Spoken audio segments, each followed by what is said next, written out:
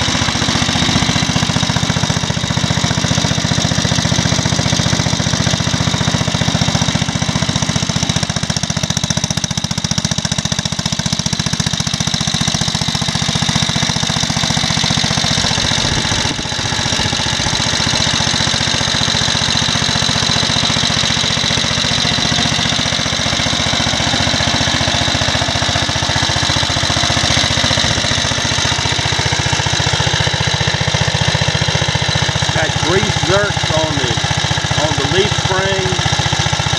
It's a well-made little trailer.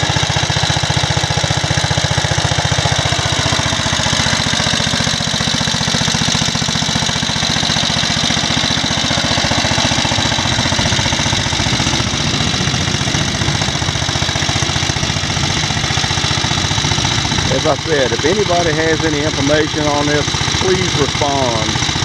I'd appreciate it.